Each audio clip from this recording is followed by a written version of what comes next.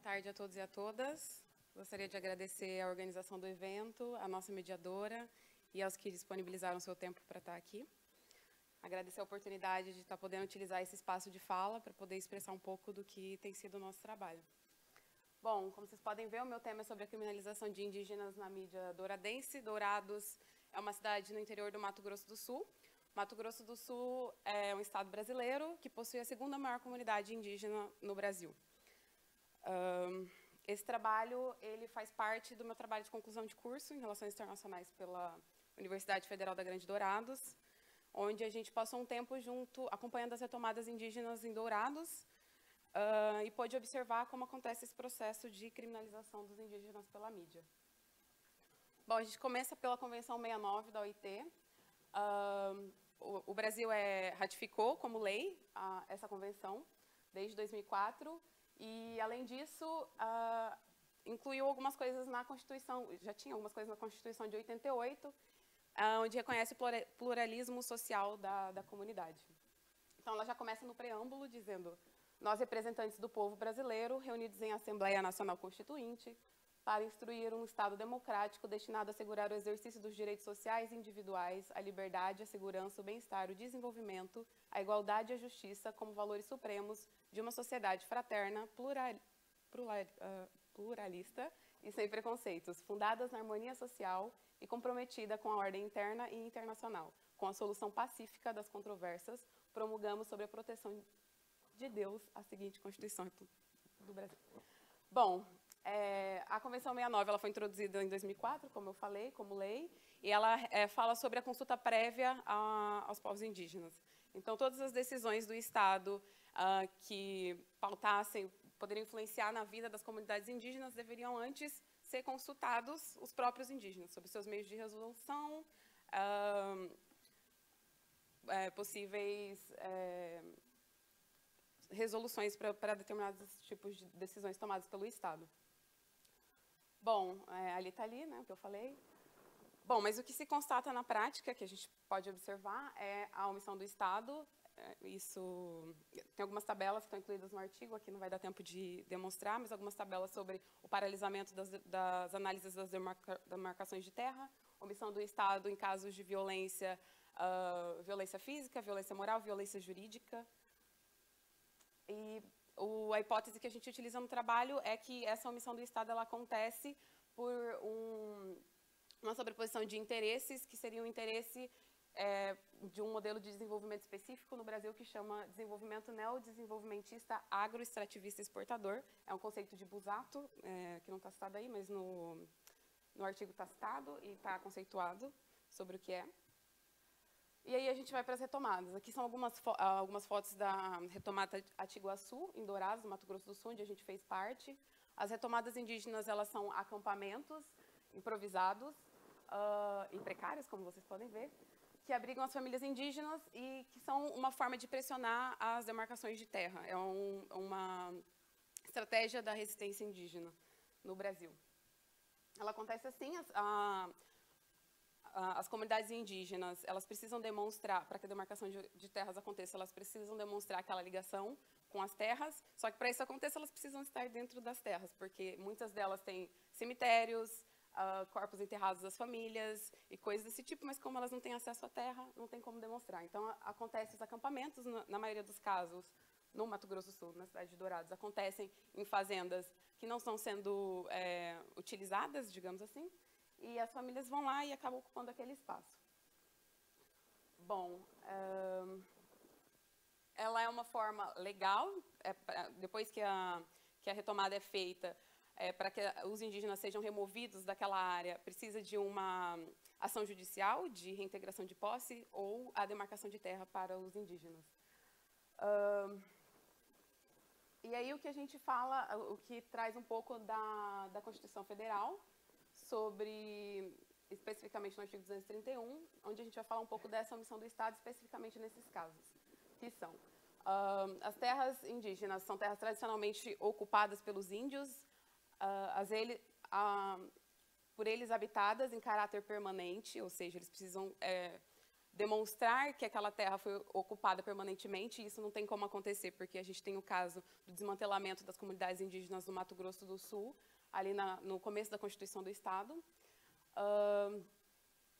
As utilizadas para suas atividades produtivas, as imprescindíveis à preservação dos recursos ambientais necessários ao seu bem-estar e as necessárias à reprodução física e cultural, sendo os seus usos, costumes e tradições. As terras tradicionalmente ocupadas pelos índios destinam-se à sua posse permanente, cabendo-lhes o usufruto exclusivo da riqueza do solo, dos rios e dos lagos nelas existentes.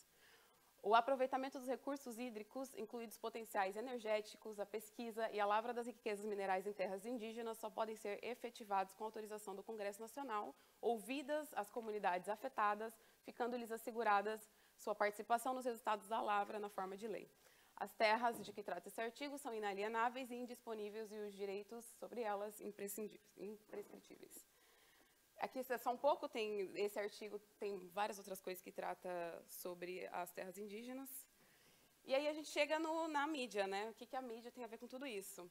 A gente vai falar um pouco sobre... A gente escolheu um portal... O que acontece? Como foi a pesquisa? A gente escolheu um portal de notícias.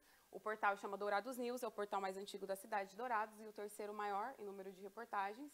A gente fez uma busca personalizada no ano de 2016 com o termo indígena. E, dentre os resultados, foram selecionadas as notícias que se relacionavam com as retomadas indígenas. Foram selecionadas também em um outro jornal, que é o jornal do CIMI, que é o Centro Indigenista, as notícias publicadas no mesmo período que se relacionavam à mesma retomada. As mesmas retomadas que, no caso, no trabalho inteiro, tem mais de uma retomada, mas aqui, no artigo, só vai ter uma. A notícia, e aí, para isso, para análise, a gente usou o que Glint define como notícia, que ela passa por 3 estágios. Primeiro, o editor decide se é um fato noticiável, se aquilo vale a pena ser noticiado. O repórter decide o que é digno de ser noticiado durante a apuração do fato. E, por último, os editores decidem como tratar a notícia e colocá-la no jornal. Por trás desse processo está a estrutura e a ideologia da empresa, direcionada por interesses políticos e econômicos.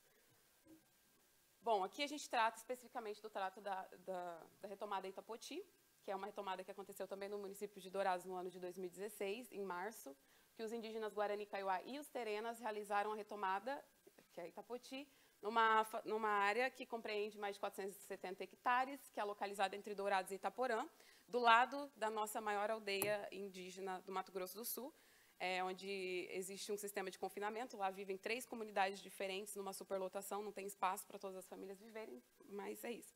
E aí a retomada aconteceu na área do lado, que também é uma terra, digamos assim, que estava em processo judicial para ser demarcada. Bom, e o jornal?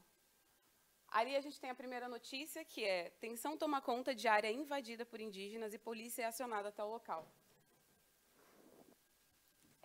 E também, eu vou ter que pular algumas coisas.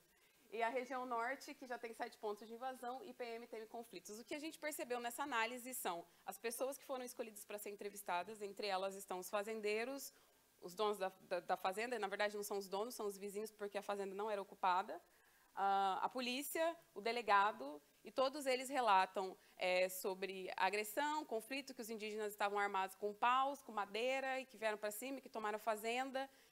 E foi isso. E aí, em contrapartida, a gente tem o que foi noticiado pelo CIMI, que já trata a outra versão da história, que é a versão dos indígenas, onde a gente tem um caso de um indígena que que recebeu tiro e não foi noticiado pela reportagem, inclusive com um vídeo mostrando o momento que seguranças armados contratados pelos fazendeiros invadiram a fazenda e atiraram em todas as pessoas que estavam lá naquela retomada. E aí a gente consegue ter um pouco dessa contrapartida. E uma coisa que também ficou muito evidente durante a análise foi o invisibilizamento dos indígenas, porque em nenhum momento no portal de notícias eles são abordados. Então, algumas das falas dos vizinhos das fazendas a gente não sabe por que eles estão aqui. E quando a gente vai analisar por que eles estão lá, é óbvio, porque a aldeia do lado está superlotada, precisa de mais terra demarcada, o processo está... A gente tem uma omissão do Estado, então eles acabaram por ocupar a terra do lado. E aí algumas considerações finais, que é a clara associação da presença indígena ao crime de invasão, eles são considerados como criminosos, de invasão, só que é uma técnica de resistência que tem teor jurídico para isso, tanto que para eles serem retirados de lá, eles precisam ter reintegração de posse, como sendo considerado hostis, violentos e transformando a questão indígena em uma questão de segurança nacional e não mais uma questão de omissão do Estado ou de responsabilidade do Estado no processo de demarcação de terras indígenas. E eu acho que vai ser isso, que não vai dar tempo de falar mais nada. Tá, e agora como está hoje a retomada, houve a reintegração de posse para o dono da fazenda, que era o dono de uma rádio muito famosa, inclusive do jornal Dourados News.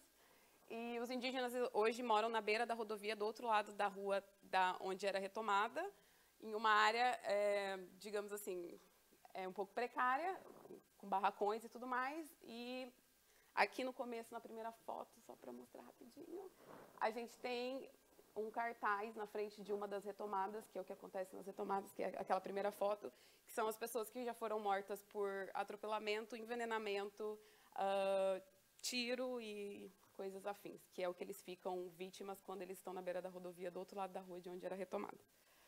E é isso. Muito obrigada.